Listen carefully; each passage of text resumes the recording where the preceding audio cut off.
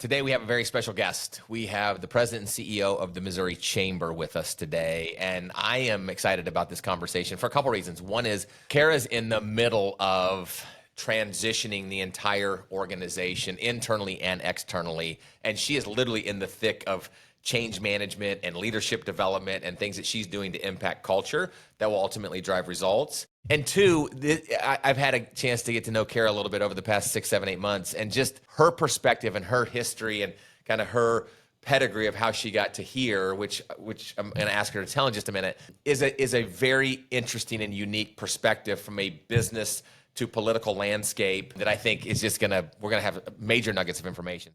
Welcome to the Chad Carden Podcast, where people and culture make all the difference. Our guests are real leaders that are making real impact by creating even better cultures and even better results. We're going to talk about things that most people aren't talking about. We're going to talk about things that leaders are thinking but might be scared to say. We're going to get into issues that can give you practical and tactical ways to set you up for a higher probability of success. Let's get after it. Kara, welcome to the podcast. Hi, Chad. Thanks for having me. You bet. I appreciate you being on. Why don't we just start here? Just talk to us about kind of your history, your experience, and then how did you land in the role that you're in right now? Absolutely. So I had a very different path, considering now I'm very versed and entrenched in Missouri politics and everything that goes along with that. But I'm actually not a native Missourian. You know, sometimes I keep that on the down low.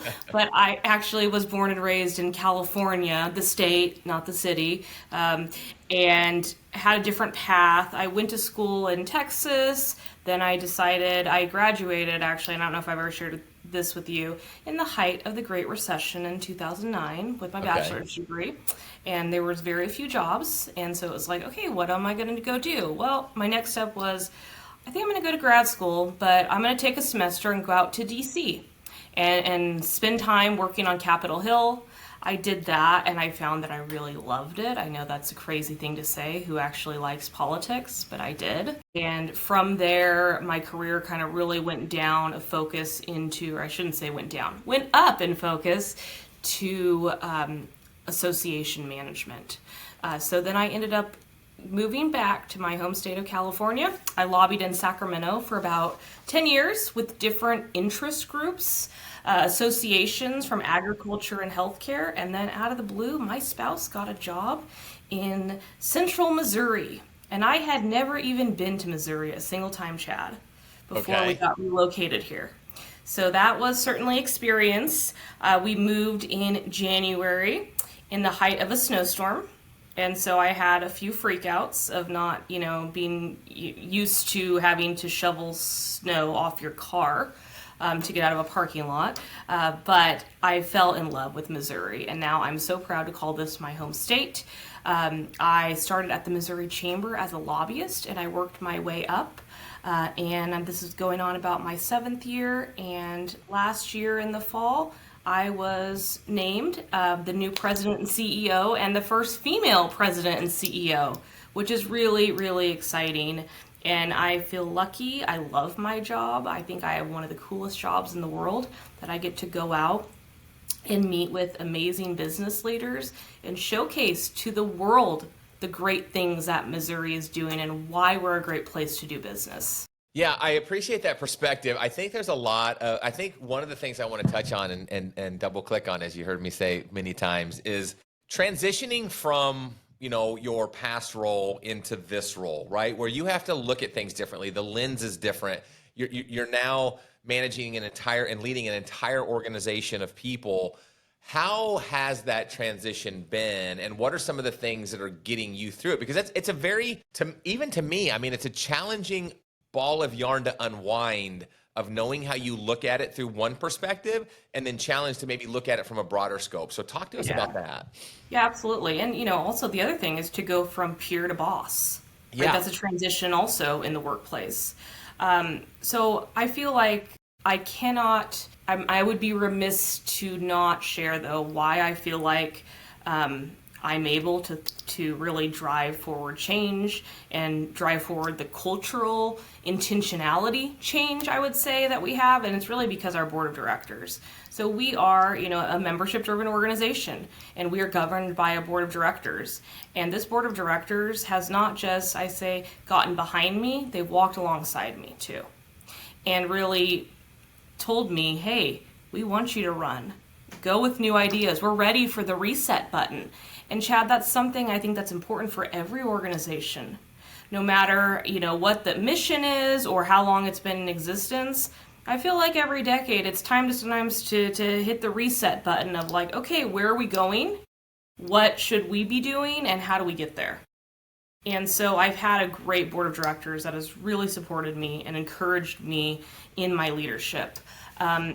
It's definitely different, though, than when I'm coming from a focus on one area of the organization, which was our legislative advocacy work. We are very mission-driven. People join the Missouri Chamber, businesses join because they want us to advocate and be the voice of business in the capital and the regulatory arenas. So we have a very clear mission. And I think coming from that part of the organization, Chad, did help me because I know the importance of it. I know the impact. But on the other hand, now I'm doing HR things, right? And dealing with more finance and dealing more with our foundation. And so it's a different perspective coming from the inside. And I often share that with people. I think it can be a blessing and a curse. Because sometimes if you're coming in off the street, you don't know all the dynamics. And so you have to learn the interpersonal relationships and the key players and, how this building even works. But when I was coming in from a peer, I knew how he worked. I knew some struggles and some opportunities. And so for me, I felt this huge duty to my peers and coworkers and team members who I had spent years getting to know, that I had this huge duty to make sure that I am building an environment where they are going to thrive. Yeah. Looking at the macro, you certainly have a very supporting cast, right? You have, your leadership team, the board of directors, just the people that work at the chamber. I mean, you have some major tailwinds that are helping you. Let me back up though and just get personal for a second. So you had to go from, and you still are going from, very much a doer, right? You were in the thick of it all the time to now trusting others. From a mental, how do they say the biggest battle we face is internal chatter every single day, right? So how were you able to just kind of manage through that self-wise, where you probably saw things or still see things today where like you could do it, but that's just not your role at the level you're in? Tell us about that. Yeah, that's actually something I still struggle with every day, Chad, because I am a doer. And I think how I got to the role that I'm in is because I'm a doer. I do a lot of work. I grind. And so now I'm having to take a step back and do less, think more, right? And that's something that has been this push and pull with me internally, I would say, and my team will tell you that too all year, is, okay, how do we block off some just thinking time on my calendar to make sure that I'm still focusing on our strategic plan and the big picture of how we get there, rather than getting caught up in the mundane weeds. Yeah, and then, we've talked about this before, but leveraging the people around you, that's very difficult. And I raise my hand and look in the mirror when I say that, like trusting the people that they're in the right seats to do those roles, where not that you're critical, but it's just, sometimes it's easier just to do it, but that's not a long-term success, right? Especially sitting in the president and CEO seat. So have you found that is that subsiding, or are you still like chomping at the bit sometimes to actually just get in the weeds? No, I would say that's definitely subsiding, but I'm lucky because I have an awesome team that I have a huge amount of trust in. And so I know how incredibly skilled they are in what they do for the Missouri Chamber on a day in and day out basis. One thing though, Chad, is you always talk to us, because if those of you who don't know, we do some work with Chad. So I hear every day in my brain double clicking, clarity, your buzzwords that are great tools for us, getting people in the right seats. And so we had some organizational changes to put people in the right seat to get us where we need to go. One example is we put someone that had been in senior leadership in a more programmatic role. I saw how awesome he is to work with as our team. He has great vision. He is positive, yet holds people accountable. And so I moved him into the COO role to help me, deal with some of the things that Chad would take away my time and may cause me to get in the weeds, but that's someone I trust, greatly, and he is in the right seat. And I will say that's one of the most rewarding things that I've seen is helping people get to the right seat and seeing just the positive impact that has on their attitudes day in and day out, and seeing them thrive and move the needle in a much bigger way than we could have ever thought. And so that's something that I find so rewarding. Yeah, I think that that's a key point is that, anytime you elevate up the organizational chart, even a frontline supervisor to mid-level supervisor to maybe, senior supervisor to, executive C-suite, your lens has to change. And I think your supporting you really have to have that trust and make sure that people are in the right seats, that they're carrying for it and leveraging, the talents around you. And unwinding yourself from the things that you used to maybe do, right? And I think that that's so valuable. Also, just to back up, I mentioned at the beginning, but you are right now in the thick of change inside the internal organization, and not that it's a good or bad. It's just different where you're taking the chamber, and you inherited a very deep rooted culture that had been there forever, with people that are still kind of not holding on to the past is the wrong thing, but I mean, that's all they knew for several years. Maybe that's all anybody knew when they came into the chamber. But you just have, again, it's just a different vision, right? It's a new vision. Like you mentioned, every so often change is good. A new coat of paint, right? New carpet, those types of things. How are you managing through that? And what are some of the things that you're doing, not just to pull you through, but to kind of pull the entire organization through? Absolutely. I mean, change is hard. Of course, I'm not going to say that every day is a breeze and we can get through this change and navigate it, easily. It's hard, but I think it's all about the mindset that you go into it and the clarity of why we're changing, right? We're changing so that we can continue to be a strong voice and hopefully be the biggest and baddest voice for business in the room. And more than that, our ultimate goal is how are we making sure to secure Missouri's economic future? That's our end of the day goal. How do we make sure that we're a place that businesses thrive in and that people want to move and work here, because it is a great state to be in. And so I think as long as you're keeping the focus on clarity, it makes that process of change a little bit easier. Of course, though, there's some people that embrace change and there's some people that are going to be a little bit more resistant to it. I will say, as you can probably figure out from my track record of moving all over the country, I love change. I think change is exciting. And so I know that's something that I try to bring into our team and our members, that this change is exciting and this change is going to allow us to reach heights we never could have even imagined. Yeah. How do you, I'm actually going to be with a group of CEOs in DC later this month. How do you, as the seat that you sit in, balance it or manage it from because you are making some macro big changes that will have major positive impacts, in my opinion, in the mission that the chamber has, the environment that people work in, the expertise that people have. How do you manage kind of that global vision of where you're taking the chamber and also making sure that the day-to-day still gets managed and you're still, making the sausage every day and, crossing the T's and dotting the I's? No, you're absolutely right. A lot of what we do is very external, right? It's seen. When we go testify in the Capitol, that's seen. That may even make the news.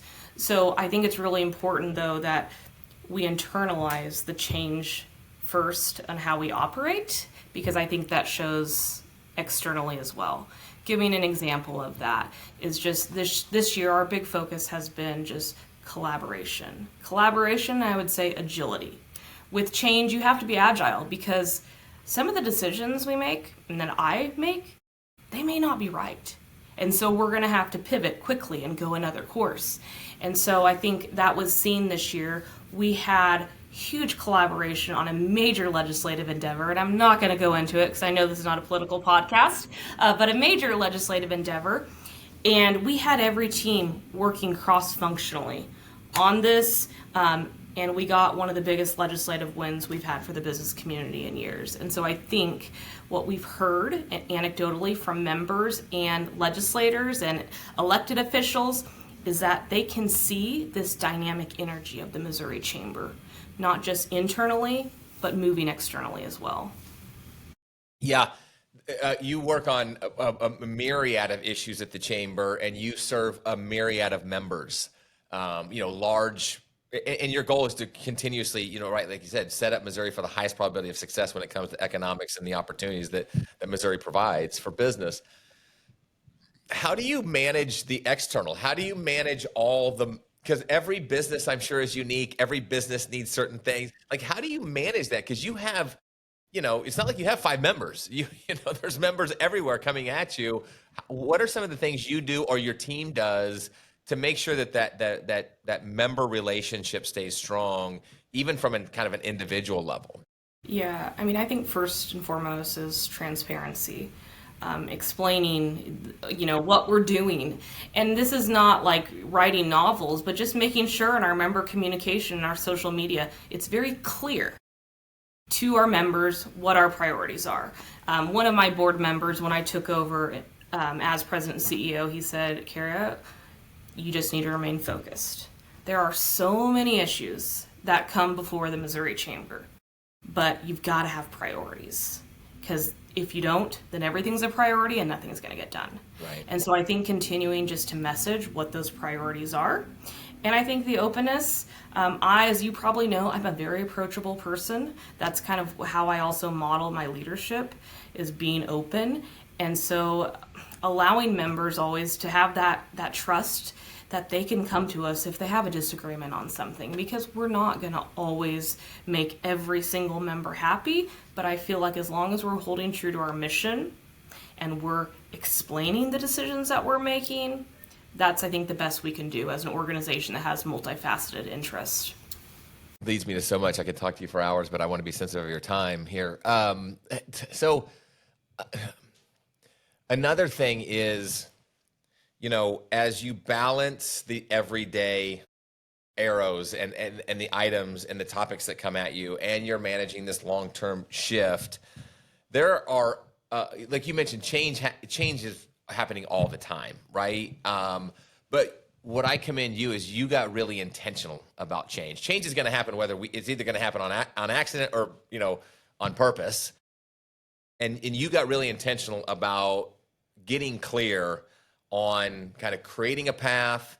And I may be taking your answer, but because I want to set this up, creating a path and then begin to implement that path. So if there's if there's somebody in the C-suite level saying, we really need to look at our organization from a whole, we really need to dust off the strategic plan and really get intentional again, what would be those first 3 or 4 dominoes that you would say, here's some must-have anchor points if you really want to come out of the gate strong and set you up for a long-term success? What would be those kind of those tips? Yep. So I would say first and foremost, auditing your organization. Okay.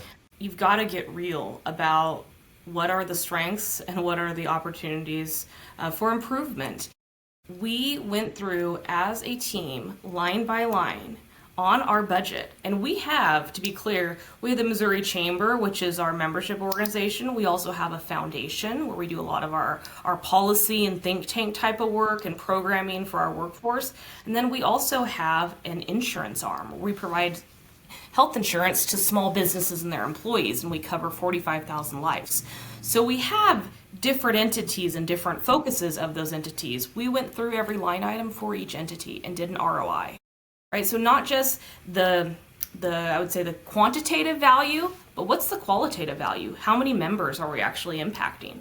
What's the value add? Okay, so you do the audit, then what? So now you're looking at every line item. Now what? Then we have the data and we have a discussion. And Chad, this is one of probably those uncomfortable conversations that not everyone is going to love, because now it made time to trim some programs or defer programs, put them on pause for a little while, or reinvest funds and resources from one program to another effort that maybe we're going to get, a bigger impact for our members on. And that is one where you have to just, be open and I think set the table with, we recognize this is going to be a difficult conversation and you may not like the outcome. We're doing it in a way that's transparent and everyone understands then why we're making the decisions we're making. We did that. I would say the other part is you need to get stakeholder feedback or input. So when we went through our strategic planning process, we went through this with our board of directors and had interviews with our board of directors, with other members, with other external partners even that intersect with our work to make sure kind of what are the key areas that we should be focusing on. What are we doing great? What do we need to do better? And then you take that data and you start sifting through it. Well, I want to go back because I think one of the things that I admire that you guys really, again, got intentional about was, I just call it pruning, right? Like, how do we prune the things? And pruning actually leads to growth. And that's something I think we, as organizations, we collect, we add, and there's an adverse impact to that. And so sometimes it's just like rose bushes, right? You got to prune them back. And I'm getting over my skis on that because I'm not a gardener, but you have to prune those things before growth can actually happen. And so sometimes organizations are hindering themselves by not getting intentional, saying which ones do we have to prune. And we talked about this before, but there were probably things that were very easy line items to say, yeah, it makes sense. I don't know why we still do that. That doesn't serve us. That doesn't serve our mission. Then there might have been things that were once good and really served a strong purpose, but now, with the future and where it's going, just didn't make any sense. And then there was the most difficult ones, which they were good. Yeah. They just weren't the best. Right. Yep. And so they took away from focus on the best. I was recently listening to this business owner entrepreneur that bought a business for, I think, $25 million and sold it for $25 million and sold it for $500 million. And he said how he got there totally was pruning. And so the question came up was, so you were able to, because they had multiple lines of business and multiple products and services. And somebody said, so you just pruned the product lines and the service lines that weren't profitable. And he said, no, they were all profitable. They were all profitable. They just weren't the best. And they were taking away from our focus on what the best is. And that's one of the things that I know you're still going through, but that's one of the things that you and your team have really embraced, which, again, not easy, but sets you up for a long-term dividend, if you will, or payoff because of the things you're doing now. Yeah, no, and I think when we went through this whole process, one of the lines that stuck to me, which I think came from one of our board members, we were doing a lot of events, and the events were good, and they provided networking opportunities and development for business leaders, but we were doing so many of them, it got to the point was, okay, are we a membership organization that exists to host events? Or are we a membership organization that exists to fight for business in our state capital? And so I think as we use that kind of as our guiding light, that allowed us to prune a little bit and hopefully cut down on events and then maybe scale them. Fewer events at larger scale. Yeah, and again, so you audited, and this takes time, right? I mean, it took time and it took major discussions and multiple meetings. But the other thing that I think, which kudos to you and your team and the board for supporting this, is, you're making my words, but you're making a short-term investment in the future of the chamber that is going to pay long-term dividends. A lot of organizations, and again, I'm not putting anybody else out there, but a lot of organizations take short-term shortcuts that just create long-term headaches because it's easier. Right? It's easier to just go, well, let's just keep doing what we're doing, or we'll look at that next quarter, or we'll look at that next year, or we'll come to this next year. And you just really said, you just kind of drew a line in the sand and said, no, we're going to challenge this. We're going to tackle this now, knowing that there's going to be headwinds, but ultimately we want to stay true to the mission, and how do we set ourselves up to make sure that happens? Absolutely. And you're right. It took a lot of work, and our jobs didn't stop, right? Like, the Capitol was still in session. We were still doing events. We were still providing educational opportunities, but we worked really, really hard during that time to, I would say, not just do the quantitative work, but somewhat emotional work too. Because it is emotional if you worked on these programs and things for a long time, and now, they may be being cut. That is hard, but ultimately it drew us closer. I feel like, and it made the clarity so crystal clear to both our staff and even our board of what we need to do and why we do those things. I know I always say, you can't delegate and right? It's something that you have to drive. You like, if I'm sitting from your seat, you really even can't support it. You have to drive it. You have to be in it. And you're doing that. How else are you leveraging your other leaders, or what are some of the expectations you have of your other leaders to help you drive and create momentum with change? What are some of those internal conversations? Absolutely. It's empowerment, right? Giving them, I would say, not just the encouragement and the safety, but just the backing to know they're empowered to make decisions. I cannot make every decision, nor should I make every decision for every department and every team, but empowering them and letting them know they can do this. I have a lot of sayings that I will, like, little phrases, and it's, too much whom has been given, much is expected. So while I'm going to give them a lot of leeway, I expect to see results also with that, and they're absolutely doing that. I would say the other thing is just accountability. If we are going down the wrong path, or maybe someone maybe having a harder time with the change, let's talk about it. If you see something, say something, like the TSA's your slogan is. Address it immediately, because then that helps everyone get back on course. And that doesn't mean that we are this, we're having an environment where it's just you're going to hit someone over the head metaphorically for any little thing. Accountability provides clarity, and it allows them to get back on track and understand what the path they need to be on. At the end of the day, and I tell my team this a lot, with our strategic plan, we know the goals. We know where we need to be.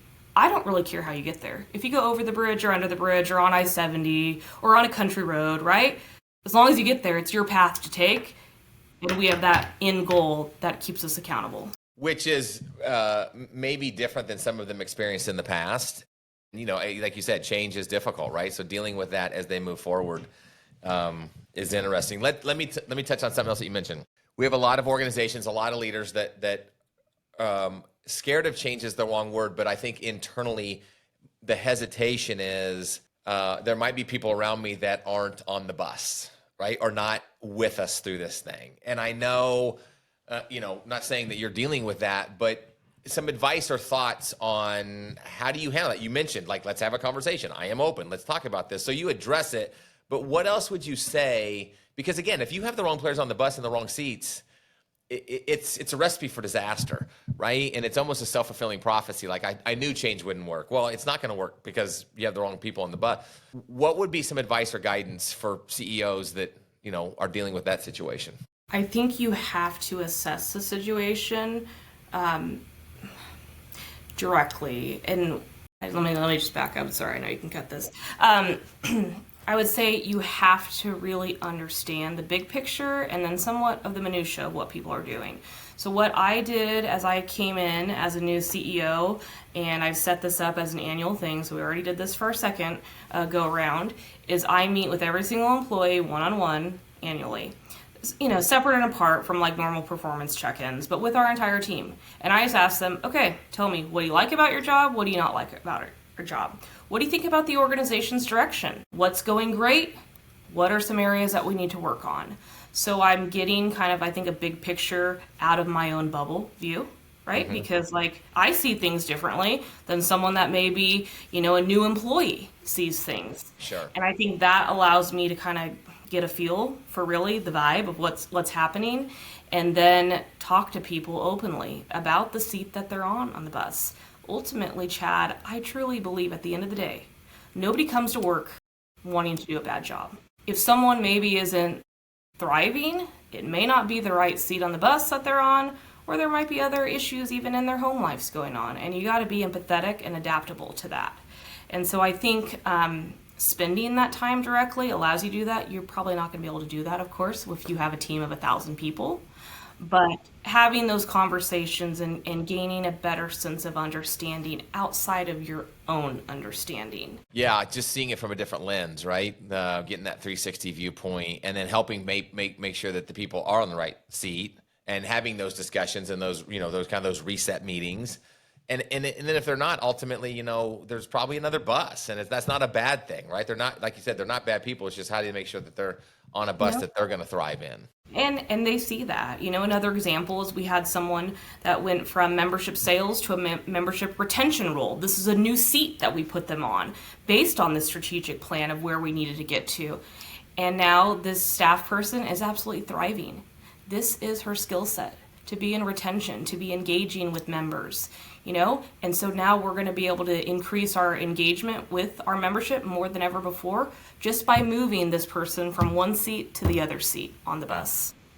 Yeah, that's right. Where it's just a better fit. It just becomes a better fit as we go. So I know this is not a political podcast, so just be careful with the answers here. But what are some of the things that the chamber's focused on right now?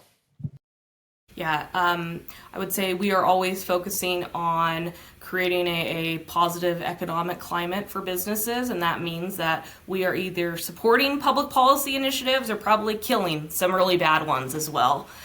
The other thing we were focusing on is just implementation of our strategic plan, Chad, like really internalizing it, integrating into every meeting, whether that's a staff meeting or a board meeting, those pillars in the strategic plan and how we're meeting them.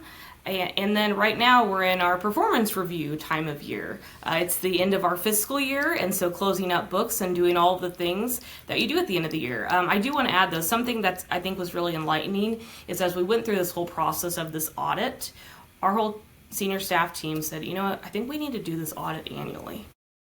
Because it was that much of a learning opportunity to allow us to see how the small things impact the big picture. So I know that moving forward into December, January, we're going to be doing that audit again, because I think, as I'm someone that's comfortable with change, but we should never stop changing and tweaking things to get better and better as an organization. Yeah, one of our, I've done some work with Anheuser-Busch InBev, and they start with zero-based budgeting every year, like zero-based. A lot of organizations take their budget and they kind of tweak their budget. They start with a blank sheet of paper, like everything is brand new every single year, which is pretty impressive. But that's what you're saying. So you're not just kind of going from year to year. Okay, you reset a year ago or whatever. Now let's look at it again. So you're constantly making sure that you're moving in the right direction. And I like your plug for a Missouri-based company, Anheuser-Busch. Yeah. Yes. So let's talk about that. So we have listeners across the globe. I mean, we're blessed that way. My team just told me we have like a big following in South Africa, and we have some people in Australia that just reached out. But if they are listening in Missouri here and they're not a member of the chamber, what's the benefits for Missouri businesses or thinking about bringing business into Missouri? What's the benefit of connecting with the chamber?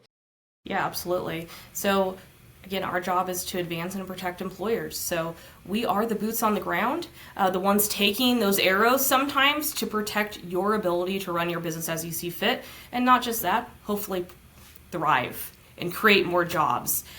We have a lot of course, relationships with elected officials, whether that is from the governor's office to in the state capitol. Our job is to be the representative of the business community before those individuals. The other thing I would say is our secret sauce is being able to connect different industries. We have members who are small manufacturers to large hospital systems, from the Boot Hill of Missouri all the way up to Chillicothe, the northern part of the state. And so the secret sauce is connecting different industries. You never know what partnerships come when you get to meet. We've had a lot of really great contracting stories where businesses met at an event we had and then ended up in the supply chain for a manufacturer. So there is a lot of benefit to being a Missouri Chamber member, but again, our goal is to fight for you and make sure that Missouri is an awesome place to do business. Yeah, I'm going to give you a chance to let people know, again, businesses, if they want to connect, where they can find you. But one more question as you thought about, as you said that. So and this is more of a personal question. How do you balance it all, right? I mean, you're creating change internally. You go on road shows and you go out and see members. You connect with board members. You connect with I think when we connect, you were this part of the state this week, that part of the state. You're doing like focus groups, for lack of a better. I mean, you're just hearing from the members. Obviously, you have a life outside of business? Like, how do you manage it all? What would be a couple tips or piece of advice to stay sane? Well, if I had that answer, I would probably be a billionaire. It's hard. So, for the listeners who don't know me, I'm also a mom. I have a 5-year-old son, and it is hard. Like, I agree that I know I've heard you say before on your shows, like, there really is not work-life balance, it's work-life integration. Yeah. And I strongly believe that. I would say that I don't have it figured out, and I think most people that say they have it figured out are lying. And I struggle. Some weeks are harder, you know.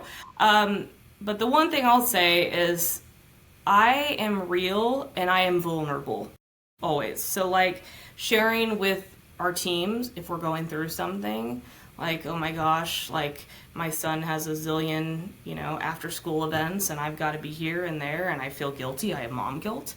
Like, I think it's okay to be vulnerable and tell people what's going on in your life, because guess what? Everyone else has personal lives too. And more than likely, they know how to do it. I also, I have great mentors that I talk to regularly, one of which is our chairperson, who does a weekly check-in with me and just walks me through issues and encourages me. And like I said, there is no work-life balance. It's trying to figure out how to integrate. I will say, being vulnerable, I don't think I did that well this year. I put a lot more in my work bucket and less in the, personal health and well-being bucket. And next year, I'm going to work on trying to even the scales a little bit more. That's great. I appreciate the raw answer. I think that's your authenticity always shows up, Kara. If there's a business in Missouri or businesses thinking about moving to Missouri, and selfishly, as you know, I'm not a native Missourian either. My wife moved me here, but I think Missouri's a great place, and I think what they're doing, for commerce and businesses and trying to move the agendas forward is you guys are doing a lot of great things and cutting down a lot of trees, which I think will set Missouri up for success moving forward. How does somebody find you? Yep, we are at www.mochamber.com. We're on, of course, all the social media channels, Twitter or X, I should say, Instagram, Facebook, LinkedIn, and then feel free. If you're not a member, we'd love to have you join. There is strength in numbers. And again, we want to make sure that Missouri is the best place to start a business, grow a business, and create jobs. Well, I appreciate it. It's a delight to be a small piece of where you're taking this bus and what it is you're doing. So I appreciate your time, great insights, and let's just keep making awesome stuff happen. Let's do it. See ya.